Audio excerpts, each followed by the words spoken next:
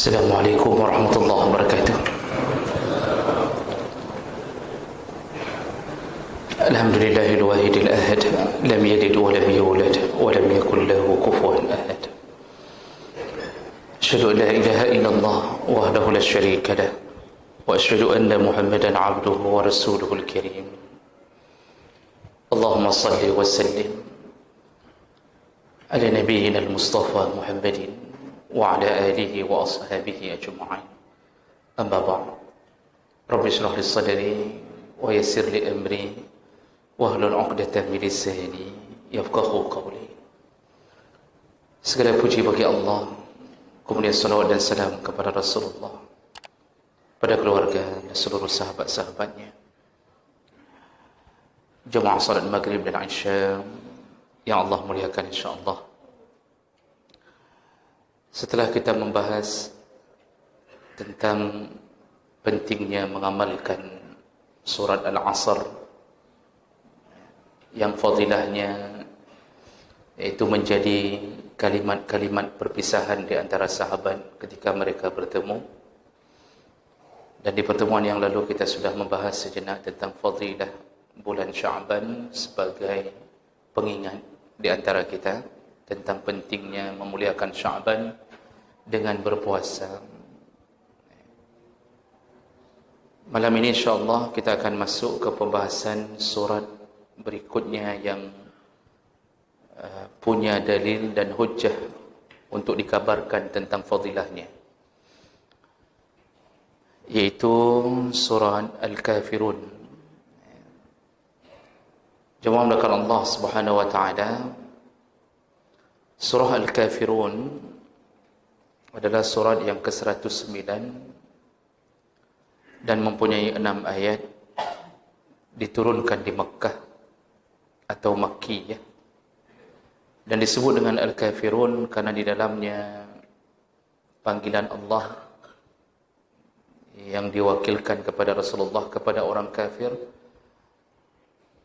untuk menegaskan bahawa Nabi dan umatnya tidak akan menyembah sembahan mereka, dan mereka pun tidak perlu berbarter atau tidak perlu melakukan ganti sembahan. Surat ini juga dinamakan dengan surat Al-Ibadah karena di dalamnya berisi tentang ibadah kepada Allah semata, iaitu tidak akan menyembah ibadah, tidak akan melakukan ibadah seperti ibadahnya orang kafir. Surat ini juga disebut dengan Al-Munabazah atau Al-Muqashqashah, yang artinya penyembuh. Kenapa dinamakan dengan penyembuh? Karena dia bisa menyembuhkan kesyirikan di dalam hati. Jemaah mulakan Allah Subhanahu wa ta'ala, ketika kita membuka lembaran-lembaran tafsir, maka kita dapatkan bahawa surat ini turun karena negosiasi yang dilakukan oleh kafir Quraisy yang meminta Nabi SAW untuk melakukan nego dengan mereka agar Nabi tidak menghina, mengejek Tuhan-Tuhan mereka, dan mereka bersedia menyembah Tuhannya Allah setahun, dan mereka minta Nabi menyembah Tuhan mereka setahun. Ini berdasarkan keterangan hadis Nabi SAW, riwayat Tabrani, Abu Hatim, dari Ibnu Abbas radhiyallahu anhu qala anna Quraisyan da'at Rasulullah sallallahu alaihi wasallam. Orang-orang Quraisy pada suatu hari mendatangi Nabi sallallahu alaihi wasallam ila ayyu'tuhu malan. Mereka ingin memberikan Nabi sejumlah harta. Fayakunu aghna rajulun bi Makkah. Maka ketika itu ada seorang yang paling kaya di kota Makkah, wa yuzawwijuhu ma arada an-nisa. Jadi mohon maaf, mereka menawarkan Nabi untuk menjadi orang paling kaya di Makkah. Jadi dikumpulkan harta agar Nabi tinggal bilang mau apa, Kalau mau harta, mereka akan menjadikan Nabi orang paling kaya di Makkah. Dan juga mereka menawarkan kepada Nabi, silakan pilih perempuan mana yang paling engkau suka, akan dikawinkan dengan Muhammad sallallahu alaihi wasallam. Faqalu, lalu mereka berkata, hadza laka ya Muhammad, ini semua kami persembahkan untukmu Muhammad. Tinggal bilang mau harta sebanyak apa, tinggal bilang perempuan mana yang paling engkau sukai. Wa takuffa an syatmi alihatina, kami persembahkan ini untukmu wahai Muhammad dengan syarat tolong berhenti dari mencaci Tuhan kami. Wala tazkurha bisu, dan jangan jelek-jelekkan Tuhan kami. Fa in lam taf'al, kalaupun engkau tidak menerima tawaran ini, fa'bud alihatana sana wa na'bud alihataka sana. Kalau engkau tidak bisa terima tawaran tadi, maka kita berbarter saja. Kami menyembah Tuhanmu setahun, engkau menyembah Tuhan kami setahun. Jadi agar saling menghargai. Itu maksudnya. Qala, Rasulullah kemudian berkata, hatta anzura ma ya'tini min rabbi, akan ku jawab setelah apa yang diturunkan oleh Tuhanku. Nah, jadi Nabi SAW tidak langsung menjawab karena menunggu keputusan Allah. Walaupun Nabi tahu keputusan Allah, pasti tidak mungkin menerima tawaran itu. Cuma di antara adab Nabi kepada Allah, Nabi tidak ingin melangkahi Allah Subhanahu wa taala dalam memberi keputusan syariat. Nabi ini orang yang sangat beradab, baik kepada manusia atau bahkan kepada Allah Subhanahu wa taala. Ketika memohon dipindahkan kiblat, Nabi tidak pernah mengucapkan mohon dipindahkan. Tapi Nabi hanya membolak-balikkan wajahnya ke langit. Dalam hatinya dia ingin memohon, kalau bisa pindahkanlah kiblat. Karena orang-orang Yahudi, Nasrani mulai berdalih bahwa Muhammad meniru-niru agama mereka, menyembah menghadap ke Baitul Maqdis. Lalu Allah menjawab suara hati Rasulullah dengan mengatakan, qad nara taqalluba wajhika fis sama', kami telah melihat wajahmu berbolak-balik menghadap ke langit ya Muhammad. Falanwalliyannaka qiblatan tardaha, maka mulai sekarang silahkan palingkan wajahmu kepada kiblat yang engkau inginkan. Ini adab Nabi sallallahu alaihi wasallam. Jemaah melakukan Allah. Jadi Nabi tidak menjawab sampai turun sesuatu dari Allah. Fa anzalallah, tidak lama kemudian turunlah wahyu dari Allah yang berbunyi, qul ya ayyuhal kafirun, ila akhir surah. Turunlah surat Al-Kafirun yang Allah menyuruh Nabi Muhammad katakan kepada mereka, wahai orang-orang kafir, la a'budu ma ta'budun, sungguh aku tidak akan menyembah apa yang engkau sembah, dan seterusnya. Nah, jemaah melakukan Allah, ini satu-satunya riwayat yang menjelaskan tentang proses turunnya surat Al-Kafirun. Said Qutb dalam kitab Fi Dhilalil Quran, dalam tafsirnya, menyebutkan keadaan bangsa Arab. Bangsa Arab ini bukan tidak percaya pada Tuhan, jahiliyah, bukan tidak percaya pada Tuhan. Mereka percaya ada sesuatu yang harus disembah. Cuma mereka tidak bisa menerima ketika yang disembah itu tidak nampak. Harus ada perwakilan yang nampak. Di saat itulah mereka menjadikan berhala-berhala sebagai sembahan, mewakili sembahan sebagai kepada Tuhan. Maka bahasa Allah itu sudah ada di jahiliyah. Allah, bersebutan bahasa Allah untuk menyebutkan tentang Tuhan sudah ada. Tapi yang mereka maksud bukanlah Allah dalam versi Islam, tapi versi Tuhan mereka. Maka nama-nama yang memakai nama Allah sudah ada. Nama ayah Rasulullah sallallahu alaihi wasallam Abdullah, dan beberapa nama memakai nama Allah. Itu sebutan biasa bagi orang jahiliyah. Jadi mereka ini percaya adanya sesuatu yang disembah, cuma mereka tidak mentauhidkan Allah SWT. Jadi Tuhan yang mereka ingin jadikan perwakilan berbilang-bilang. Maka muncullah berbagai macam berhala. Baik, jemaah Allah. Kemudian apa fadilah surat Al-Kafirun ini? Dalam beberapa hadis kita temukan beberapa fadilah. Yang pertama, yaitu siapa yang membaca surat Al-Kafirun, maka pahalanya setara seperti membaca seperempat Al-Quran. Dan ini berdasarkan keterangan dari Nabi sendiri. Dalam beberapa hadis sekaligus, ada yang dhaif, tapi ada yang hasan. Dalam hadis riwayat Tabrani dan Abu Ya'la dengan derajat yang hasan dari Ibnu Umar radhiyallahu anhu qala Rasulullah sallallahu alaihi wasallam, "Qul huwallahu ahad ta'dilu sulusal Qur'an." Kata Rasulullah, surat Qul huwallahu ahad atau Al-Ikhlas itu sama pahalanya, setara pahalanya dengan membaca sepertiga Al-Quran. Wa qul ya ayyuhal kafirun ta'dilu rubu'al Qur'an. Sedangkan qul ya ayyuhal kafirun sama seperti seperempat Al-Quran.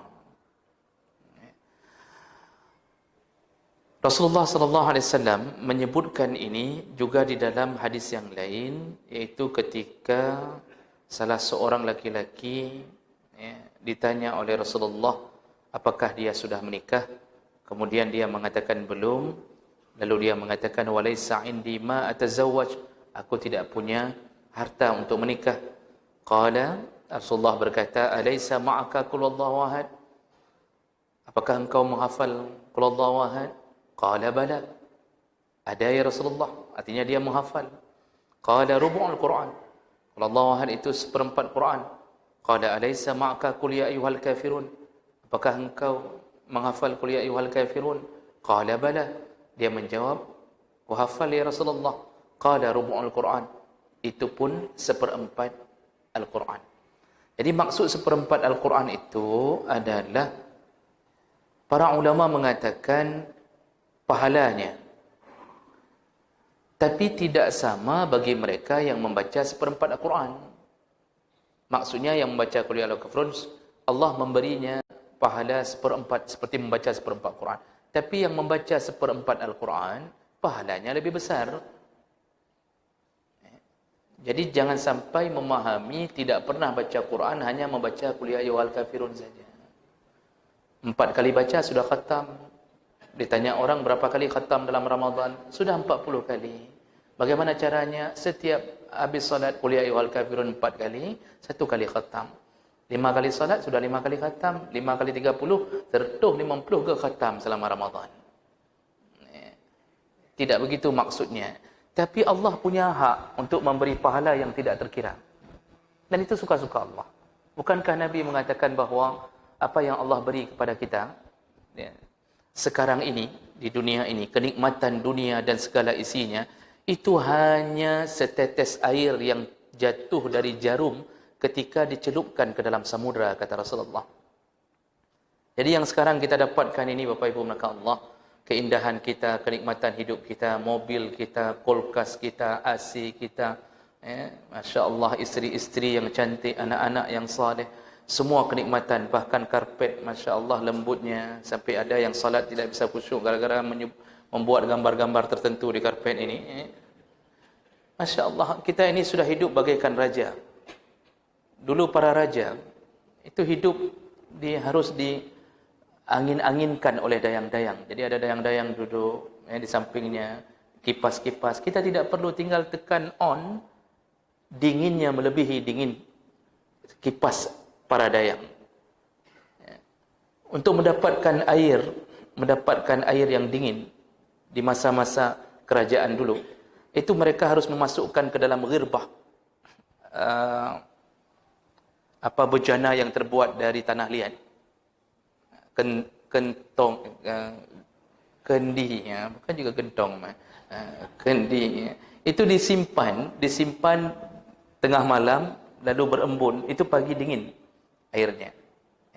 Hari ini Masya Allah, kita tinggal taruh dalam kulkas, cukup bayar listrik saja 500.000 per bulan, kita bisa mendapatkan suka-suka kita. Hidup kita kurang apa? Yang dulu perjalanan Mekah Madinah mencapai 3 hari 3 malam, bahkan kalau jalan kaki 7 hari 7 malam, hari ini 7 jam. Dari sini ke Mekah hanya 9 jam. Subhanallah, kita hidup, tapi ketahuilah yang kita dapatkan itu hari ini, itu hanya tetesan air. Kenikmatan itu hanya tetesan air yang turun dari jarum. Seandainya jarum itu dicelupkan ke dalam samudra, menetes satu air, itulah dunia. Sedangkan samudra adalah akhirat. Wal akhiratu khairu wa abqa, kata Rasulullah. Dalam hadis itu Rasulullah menggambarkan perbandingan dunia dan akhirat. Maka jemaah melakukan Allah, mimpikanlah akhirat. Nikmatilah sementara dunia, tapi mimpikanlah akhirat. Jadi jangan berfikir bahawa kita ini sudah habis nikmat. Belum. Belum 99% lagi Allah menunggu kita di surganya. Allah akan rubah segala-galanya. Allah akan rubah fisik kita. Allah akan rubah fisik isteri-isteri kita. Oh, isteri kita saja. Jangan isteri-isteri kita, nanti lain lagi maksudnya. Nah, jadi jemaah melakukan Allah Subhanahu Wa Taala, kalau itu Allah bisa beri, apalagi cuma memberi pahala 1/4 Al-Quran kepada yang membaca Qul Ya Ayyuhal Kafirun. Kenapa harus meragu-ragukan? Mana mungkin baca Qul Ya Ayyuhal Kafirun bisa dapat pahala 1/4 Al-Quran? Kalau itu Allah bisa beri, ini kecil sekali bagi Allah. Kecil sekali bagi Allah. Dan itu tidak sedikit pun mengurangi kekuasaan Allah dan kerajaan Allah. Maka jemaah melakukan Allah, maksudnya yang pertama adalah pahalanya. Sebahagian ulama lain mengatakan bahawa kenapa disebutkan Qul Ya Ayyuhal Kafirun seperti 1/4 Al-Quran? Karena Al-Quran itu pada intinya itu didominasi pembahasan di dalamnya tentang akidah, di dalamnya tauhid, kemudian tentang hukum-hukum syar'i, kemudian tentang akhlak dan tentang kisah-kisah masa lalu. Itu dominasi Al-Quran. Bicara tentang tauhid, hukum syar'i, akhlak dan kisah-kisah masa lalu. Tauhid berada di salah satunya. Jadi ini kalau kita hitung empat kandungan isi pokok Al-Quran, tauhid 1/4-nya bicara dalam Al-Quran. Terutama ayat-ayat Makkiyah. Itu bicara tentang tauhid. Inilah maksudnya bahawa surat Al-Kafirun itu mewakili surat tentang ketauhidan. Jadi seakan-akan kalau kita membacanya seperti kita telah membahas tentang 1/4 isi Al-Quran.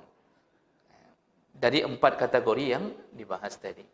Nah, jadi ini kelebihan pertama bagi mereka yang membaca Qul Ya Ayyuhal Kafirun, maka mereka mendapatkan pahala besar di sisi Allah Subhanahu Wa Taala.